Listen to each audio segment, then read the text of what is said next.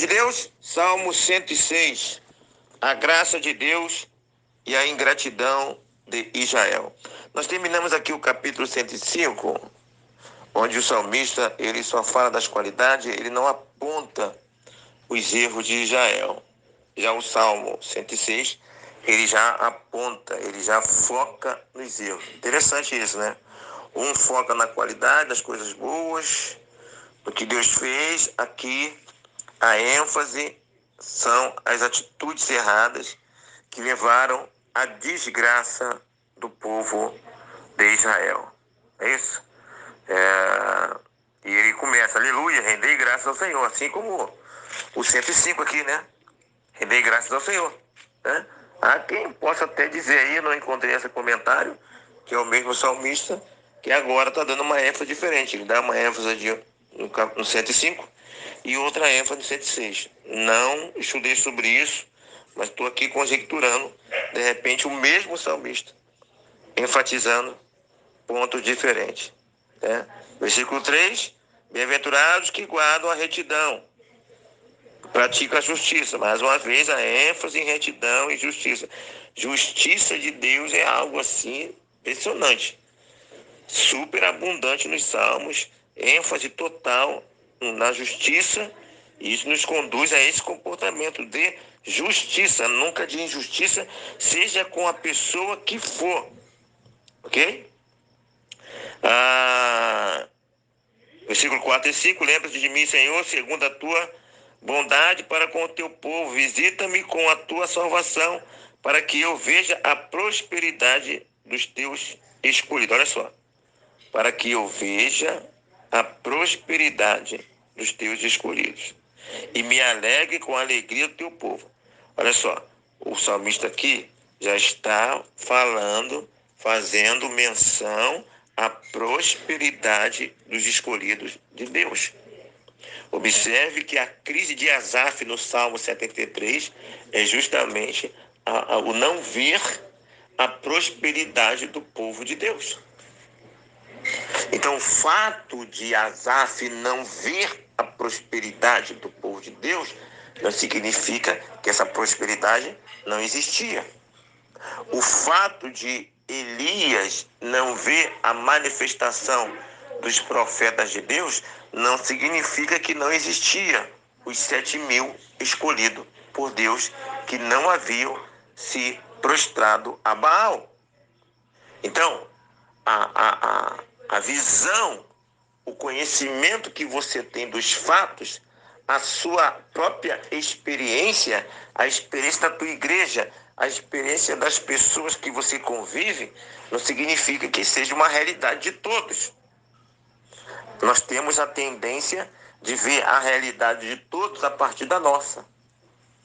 Se eu me decepciono em negócios, em transações com pessoas evangélicas, eu corro o risco de falar que não vale a pena ter transações com pessoas evangélicas, porque as minhas experiências foram ruins, mas não significa que a experiência de todos é ruim, ok? Por isso é importante ter uma visão panorâmica, visão ampla, por isso que é importante ter conselheiros perto de nós, pessoas amigas, para que nossas mentes sejam ampliadas, nossa visão seja ampliada, porque dentro de um contexto emocional, nós temos tendência à avaliação restrita, com base em nossas emoções.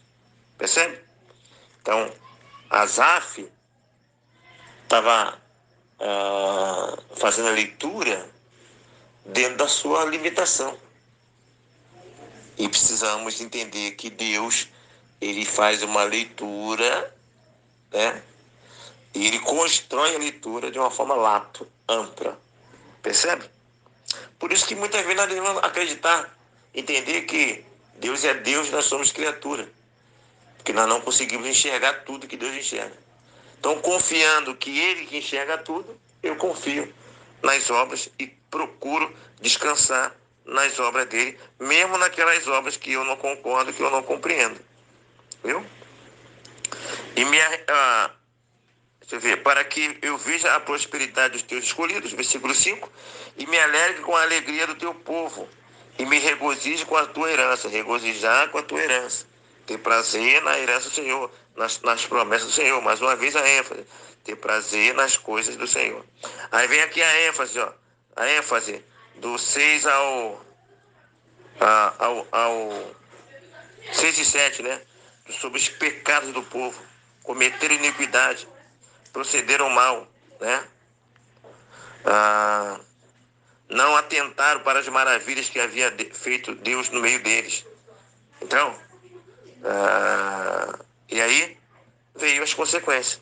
Então o salmista aqui está tendo o olhar do erro. Não é isso? Vamos para o versículo 13. Cedo, porém, se esqueceram das suas obras e não lhe agradaram, não aguardaram os desígnios. Está vendo? Eles se esqueceram rápido da santidade de Deus, né? E a santidade deles foi como fogo de palha, que logo acaba, ganha uma proporção, o fogo de palha, a santidade do fogo de palha, mas depois logo acaba. Assim foi a santidade do povo de Israel. Versículo 15. Concedeu-lhe o que pediram, mas fez definhar-lhes a alma. Isso aqui é interessante, ó. Deus concedeu o que eles queriam, mas fez definhar a alma. Ou seja, aquilo que eles pediram, eles se revoltaram e queriam tão de Deus. Deus, na sua ira, usou o pedido deles para os castigar. Meu irmão, isso pode acontecer no dia de hoje. Um dos castigos de Deus, uma das ferramentas de correção de Deus sobre a nossa vida é Ele conceder aquilo que nós estamos pedindo. Ele sabe que é ruim. E nós exigimos, tu quer? Tá teimoso? Então toma. Aí a pessoa fica toda feliz. Mas depois aquela bênção vai se transformar em maldição. Uma das formas de Deus nos castigar é dar aquilo que nós estamos pedindo. É conceder algo bom, que para nós vai ser maravilhoso, mas que não é maravilhoso. Toma aí o bom aí, depois você vai ver que bom é isso aí para você. Então cuidado com aquilo que você pede. Cuidado com aquilo que você insiste. Cuidado com aquilo que você murmura e fica teimando com o Senhor. Isso pode ser o teu castigo. Procure saber se o que você está pedindo é algo bom. Se Deus não está te dando, descansa, descansa, chora. Não dá? Então, aceita a vontade do Senhor. Tiveram inveja de Moisés no acampamento, tá vendo? Meu irmão, tem um texto lá em 1 Coríntios, capítulo 7, versículo 20. E aí eu quero fazer menção a esse texto como um paralelo, né? Porque o contexto lá do capítulo 7 é outro. Mas vou fazer um paralelo aí, ó. Cada um fique na posição que foi chamado. 1 Coríntios, capítulo 7, versículo 20. É um contexto totalmente diferente lá em 1 Coríntios. Mas eu estou fazendo um paralelo com o texto. Então, há muitos problemas hoje na igreja relacionados a isso. As pessoas foram chamadas para uma função e querem se meter na função do outro. A pessoa não é líder, quer se comportar como líder. Ou então ela é líder em uma área, quer agir na liderança de outra área. O ditado antigo diz: cada macaco no seu galho. Cada um deve estar na sua função. E o pastor sempre fala: precisamos lutarmos pelo princípio de liderança. Cada um é líder em um departamento e todo liderado deve se submeter à liderança de cada um que é líder do seu departamento. Se deixar frouxo, se você que é liderado quiser que as coisas aconteçam da tua maneira, em contraponto à maneira do líder, já deu ruim, filho. Isso é facção. Aonde há duas visões, há divisão. Entenda isso. Aonde há duas visões, contraditórias, é claro, há divisão. Não pode ter duas visões em uma organização. Não pode ter duas visões que são contraditórias entre si. Senão dá ruim. Então, você pode ter até uma visão diferente. Mas lutar por ela, estando na posição de liderado, aí que é a desgraça. Ok? Vai lá, conversa com o líder, com a sua líder, com o seu líder. Se ele entender algum ponto e apoiar, amém. Se não, filho, ore por ele. Se for insuportável, está na hora de orar para sair fora da submissão daquela liderança, ou daquela liderança daquela irmã, ou daquele irmão. É assim que funciona. E não foi eu, não foi você que inventamos isso. Isso é princípio bíblico. Ok? Então ficaram com inveja. E aí deu ruim. Versículo 18. Ateou-se em um fogo contra o seu grupo.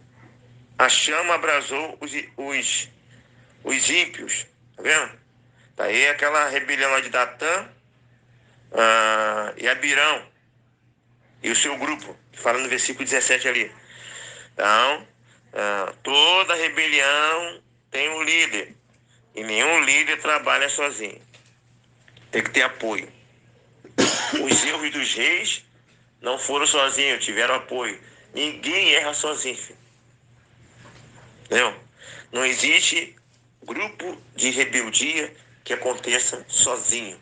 Alguém começa e tem apoio de outros. Entendeu? Pode ir atrás do líder, que tem um líder lá. Pode ir atrás que alguém começou o negócio. Entendeu? E aí, aqui nesse caso, Deus se levantou e eles morreram de uma maneira assim impressionante. O Moisés falou: pai, Deus, eu não quero isso aqui, eu não quero que eles vão morrer de uma maneira diferente. Eu não sei se foi Deus que mexeu o coração dele, de Moisés, ou se Moisés pediu a Deus. A verdade é que houve ali um fenômeno e eles morreram de forma incomum. A terra se abriu e eles foram consumidos pela terra. E o interessante é que aí depois algumas pessoas fugiram e o fogo do Senhor foi lá e matou essas pessoas. E na sequência, ainda teve mais rebelião ainda. Teve um pessoal que não se intimidou com aquele fato, não. Ainda tomaram outras atitudes ainda e foi lá e teve mais morte ainda. Ok? Teve mais morte ainda. Povo rebelde. Povo de dura cerviz, como diz a palavra. Ok? Então é isso que diz o versículo 18. É esse contexto. Versículo 21. Esqueceram-se de Deus, seu Salvador. Meu irmão, lembre-se sempre de Deus por meio da sua palavra. Por meio da sua palavra. Era se Moisés, seu escolhido, não houvesse interposto. Então, aquele povo rebelde que se levantou tanto contra Moisés, foi Moisés, foi pela intercessão de Moisés que eles foram livres. Porque se não fosse Moisés, estariam todos terminados. Entendeu? Moisés fez aquela intercessão que nós já conhecemos. Entendeu? Se tiver de matar todo mundo, Senhor, tira meu nome do livro da vida. Não quero, não. Então, Moisés intercedeu. Então, meus irmãos, nós temos aprendido que Deus ele não tem relação com o ímpio. Deus tem relação com a sua igreja. Há pessoas da sua parentela que dependem da tua oração, vizinhança. Essa nação depende da ação da igreja em favor dela, em oração, intercessão ao Senhor por nosso povo, porque Deus só tem relação. Bota isso na sua cabeça, isso é uma verdade bíblica. Esse mundo só existe porque, diante de tanta maldade, há uma parcela desse mundo que ainda exalta, adora ao Senhor. Lembre-se que Sodoma e Gomorra só não foi destruído antes porque lá tinha um justo, que é Ló. Entendeu? Então, só depois que Ló foi tirado, e a sua esposa, que o negócio veio à tona. Então, essa nação, ela depende da mediação do povo de Deus. Seu familiar, interceda por ele, porque Deus tem relação contigo e não com aquele que está na condição de inimigo de Deus. Então, interceda, isso depende de nossa mediação. Isso é bíblico. Não porque tu é santo, mas por causa do sangue do Cordeiro que te faz santo, por causa do Espírito Santo que medir por nós os gemidos inexprimíveis. Versículo 25. Antes murmuravam em suas tendas e não acudiram à voz do Senhor. Então, eles eram pessoas rebeldes. não atentaram à voz do Senhor, não obedeceram, deram atenção à voz do Senhor, né? E tem uma parte que agora que eu estou vendo, que eu fiquei de pesquisar, esqueci. Aqui na minha versão está: então lhe jurou de mão erguida. Não, eu pesquisei, mas não encontrei nenhuma explicação. Achei curioso essa expressão aqui. Se você depois quiser pesquisar aí, dá a versão aí, se tem alguma coisa aí. Então lhe jurou de mão erguida que os havia de arrastado no deserto. Que eu estou dizendo aqui, Deus, né? Deixa eu ver aqui, 10, 106, 26, 106, 23. Não tem nada aqui na minha Bíblia Plenitude. Eu acho que eu li também Champ não fala nada. Deixa eu ver aqui atrás, tem uma... Vai demorar um pouquinho, mas peraí, só um minutinho. Vou pegar aqui a Bíblia. Se a Bíblia do discípulo fala alguma coisa diferente. Eu também não lembro como é que está na narrativa do Cid Moreira. Deixa eu abrir aqui rapidinho. Salmo 106. 106. Cadê? Escolhido. Acabei de falar o texto agora, Jesus. 106, 26. Então lhe jurou de mão erguida que os havia de arrasar no deserto, e também espalharia entre as nações a sua descendência. E eu tirei a mão erguida também. Deixa eu ver se tem alguma coisa aqui na nota de rodapé. 106, 23, 106, 25. Não fala nada aqui. Dessa mão erguida aqui me chamou a atenção. Se você souber alguma coisa aí, tiver alguma coisa, eu já dei uma olhadinha lá no Champ, o Champ não fala nada. Achei curioso, né? De mão erguida. Aqui é Deus, né? Ok, vamos seguir. Se você sabe, contribua com essa expressão aí, de mão erguida. Como é que está na tua versão aí? Deus, no caso, teria falado isso, jurou isso de mão erguida. Curioso isso aqui. 30. Então se levantou Finéias e executou o juízo e cessou a peste. Aqui ele está falando de uma situação que eles estavam lá naquela artimanha, naquela queda lá que Balaque, né? Que Balaão, no caso, fez com o povo de Israel, levando o povo a se envolver com as moabitas, né? Mulheres estrangeiras. E o negócio foi tão feio que, além deles se envolverem com mulheres que não deviam se envolver, eles levaram mulheres lá para o arraial de Israel. Já está errado ir lá na terra dos outros. Trazer para cá, então, e um deles estava lá com uma mulher dentro da tenda. Foi morto, Finé foi lá e matou dentro da tenda. E aí cessou a ira de Deus. O pessoal fez coisa mesmo terrível. O pessoal fez coisa terrível. Ok? E por causa deles sucedeu mal a Moisés, pois foram rebeldes ao Espírito de Deus, e Moisés falou irrefletidamente. Então, segundo aqui o salmista, o fato de Moisés não ter entrado na terra prometida, pelo que eu estou entendendo aqui, foi por causa que ele foi provocado pelo povo, e aí Moisés aí, emocionalmente deixando levar, ele acabou falando coisas de maneira impensada, e não só falou, ele agiu. Não é isso? Mas nós já aprendemos aqui que numa visão ampla do filme, nós que temos o filme todo, existe uma conjectura interessante, porque Moisés está ligado à lei, e Josué está ligado à graça, porque o nome Josué é a mesma raiz de Jesus. Então Moisés não teria entrado na terra prometida, porque já era projeto mesmo do filme. Chegar um momento, Moisés, está na hora de você ser retirado do filme aí, porque tem que entrar outro protagonista na minha história. E aí Deus tira a mão de cima de Moisés, deixa o Moisés caminhar sozinho, e quem caminha sozinho, filho, é certo de cair. É como uma criança que depende dos pais segurar nas mãos. Deus tirou a mão de cima de Moisés, e aí ele errou. Mas já era projeto de Deus, para que ele... Inclusive, uma vez eu vi uma mensagem onde o pregador falou assim, Deus chamou Moisés para ir para a terra prometida, e era a promessa de Deus para Moisés, segundo ele. E Deus não deixou de cumprir a sua promessa. Moisés entrou na terra prometida. Aí ele usou aquele texto de Mateus capítulo 17, da transfiguração, onde lá em Jerusalém, o Moisés e Elias, esqueci agora, Moisés apareceu na transfiguração em Mateus 17. Então, tá vendo? Deus cumpriu. Ele esteve sim lá na Terra Prometida. Ele entrou na Terra Prometida porque ele apareceu lá. Cara, deu uma viajada assim, uma viajada bonita, né? É isso. Aqui, ó, transfiguração, ó, no capítulo 17. A vinda de Elias. Deixa eu ver aqui. Apareceu Moisés e Elias, tá vendo? 17, 3. Mateus 17, 3. Moisés e Elias. Então Moisés teria, sim, entrado na Terra Prometida depois da sua morte. Acho que o cara deu uma forçada bonita, não é isso? Você que sabe. O que você acha? 35. Antes se mesclaram com as nações e